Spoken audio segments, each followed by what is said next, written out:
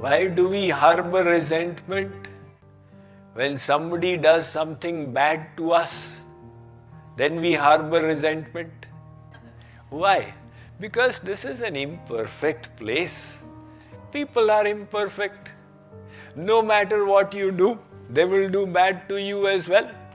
You cannot say, I am a good person, so you should not do any bad to me. That is just like saying there's a bull, coming down the street. Everybody is saying, run, run. And one man says, look, I'm a vegetarian, the bull will not hit me. The bull doesn't care whether you are a vegetarian or a vegan or whatever. The bull will do its job. Similarly, there are dusht, there are evil people, there are normal people, there are all kinds of people. So no matter how good you are, people will do bad to you. One husband and wife went back to India. Now when the Indians go back to India, chacha, jija, mama, all of them come. And the family politics is pretty huge, isn't it?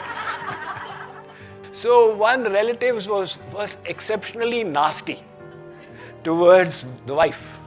And the wife used to keep complaining to the husband that, this relative naak mein dam kar diya. The husband said that, look, I totally commiserate with your problem. You have a valid point, this person is bad.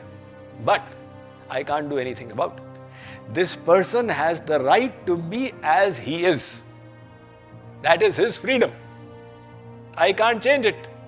But to get affected or not affected, that is your freedom. So the only thing we have control over is our own mind. And that is why negative situations, circumstances will come. You change your attitude and take advantage of it.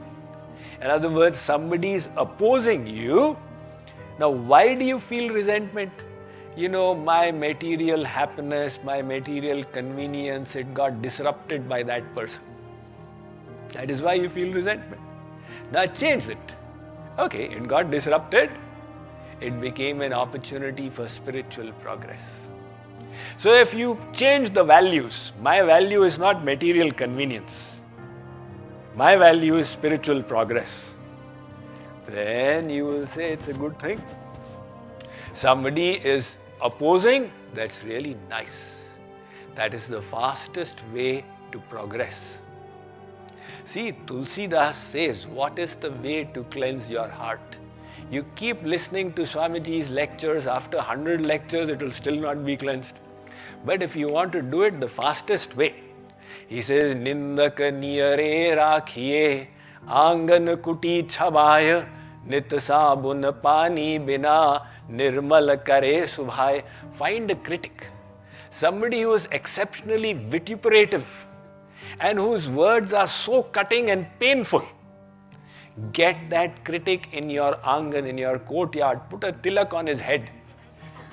In other words, respect him, go, carry on. And then the more he criticizes, you just, oh, so nice, so nice. Yeah. Anything further to say? So your heart will be cleansed without soap and without water.